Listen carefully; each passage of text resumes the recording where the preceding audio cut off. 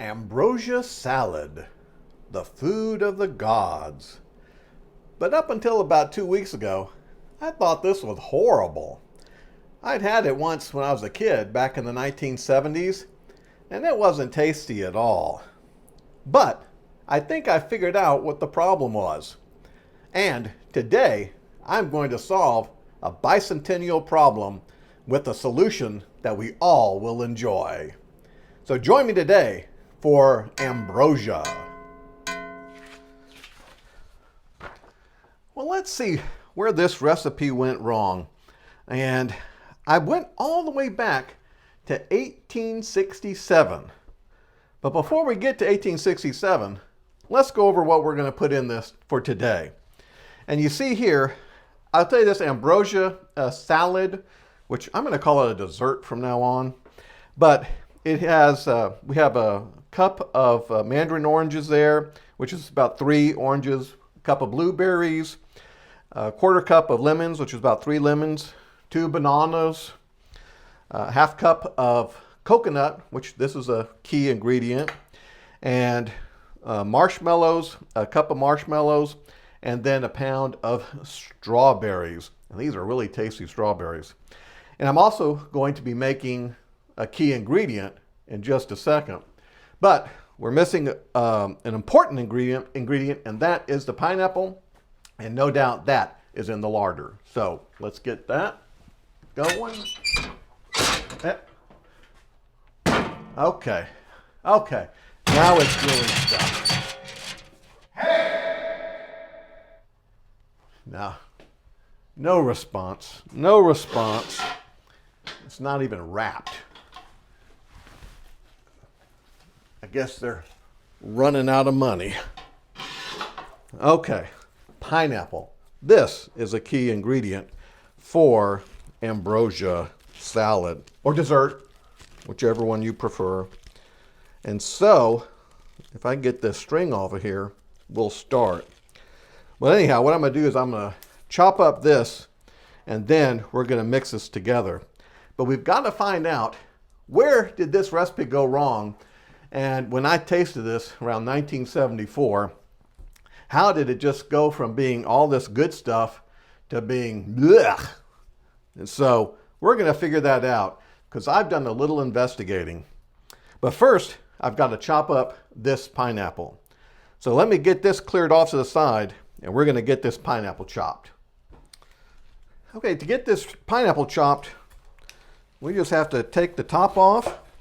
You can plant that. It'll grow a pineapple tree. It'll take you a few years, but my dad used to do that. I'm going to cut off the bottom here. Let's see. Ooh, it smells good. And now we're just going to cut it into quarters.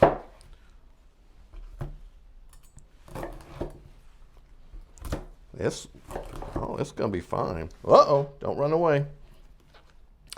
And let's see, I think that, I'll just go ahead and take care of this. But while I'm doing that, so let's figure out, where did things go wrong for Ambrosia salad? At least in my opinion. So here's a recipe from 1867. This is where it first shows up. And this is from the Dixie Cookery book. And here's the recipe. And it says, grate the white part of the coconut, sweeten with a little sugar, and place in a glass bowl. In alternate layers with pulped oranges, having a layer of coconut on top. Serve in ice cream plates or saucers. That doesn't sound bad. I think I would have liked that. And then, let's see, let me cut this core out here.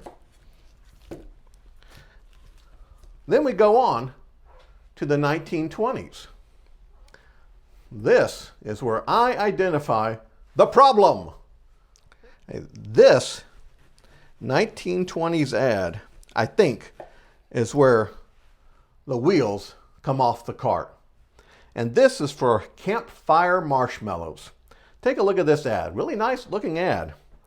So let's see what it says. 1 box of marshmallows. Well, I guess we can put that in there. That's no problem. 4 slices of canned pineapple. 2 large oranges.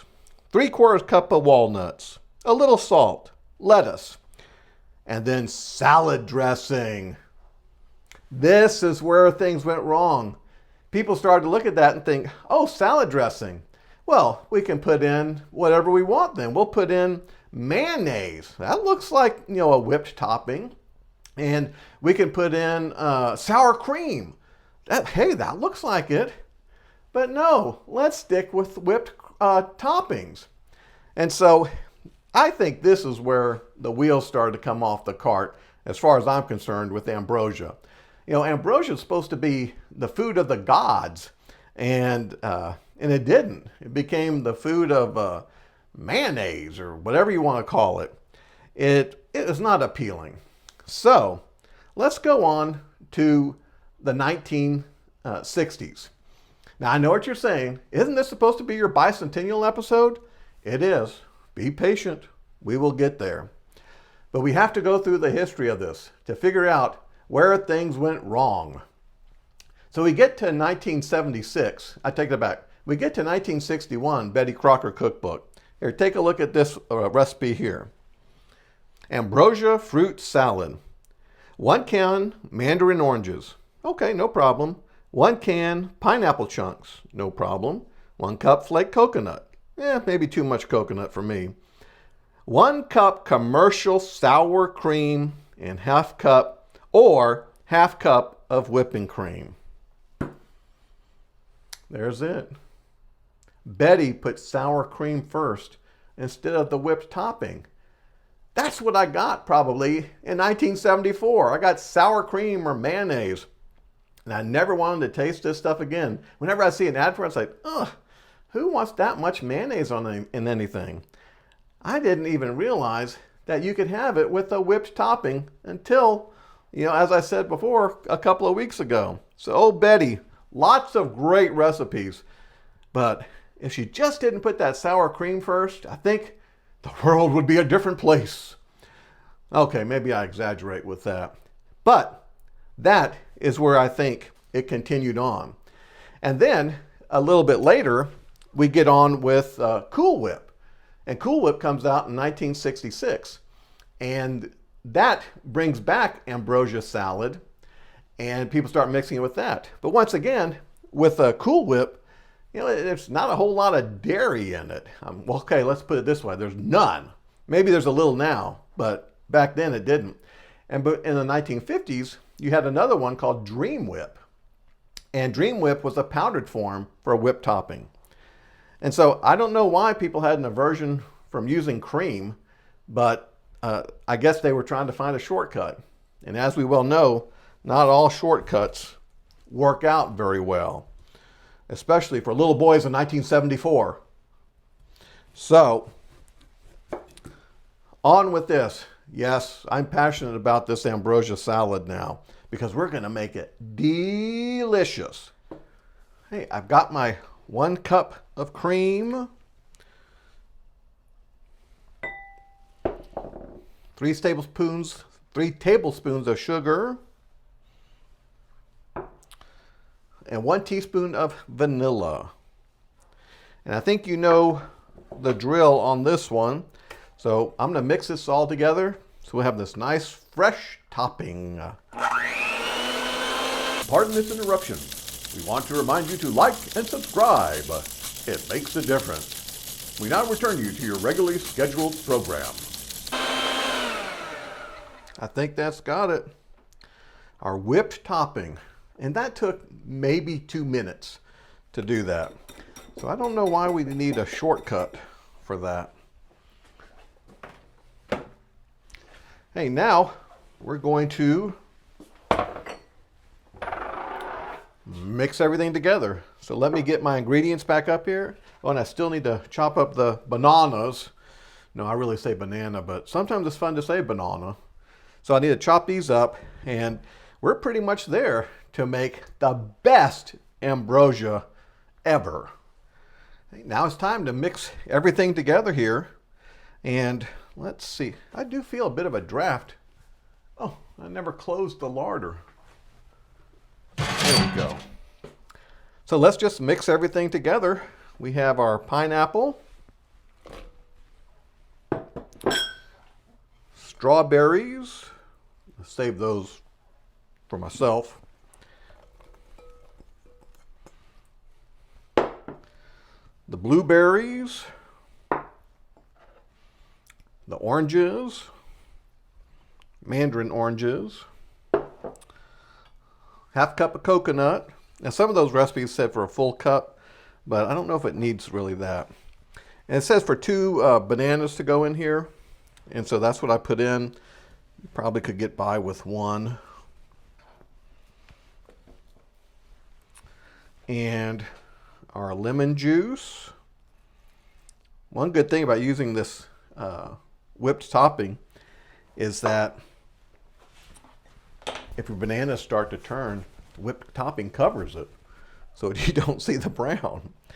And of course, our culprit in some ways, the marshmallows, where Ambrosia went from being delicious salad to being salad dressing. And then we have our topping. Probably could have got away with just a half cup of this. But let's just mix all this together now. Ooh, that's pretty. Probably don't even need to put the whipped topping, but we're making ambrosia, so it says to do that. But it is looking pretty. Hey, let me get this all mixed together. Ambrosia salad. I put a few maraschino cherries on top there. So let's go ahead and dish this up and see if all my bragging has come true, if I got this right.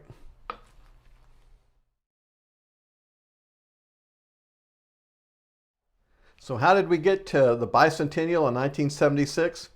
Well, Ambrosia Salad hit its peak in the 1970s. And this was very popular for a lot of people. Just not me. Okay, I guess you got that point already. But let's see if I got it right this time. Let's get some of that strawberry and blueberry. Excellent. Food of the gods, no doubt. Well, I guess I could keep eating this. But now, since I figured it out, this might be one of my favorite desserts. So I hope that you continue to enjoy the road to 250. And this is our 6th episode. So July 4th is just around the corner. So I hope that you've enjoyed all these episodes. If you have, hit that like button. And if you're so inclined, go ahead and subscribe. All those things make a difference to YouTube. So thank you for joining me in the Iron Spoon Kitchen for Ambrosia Dessert.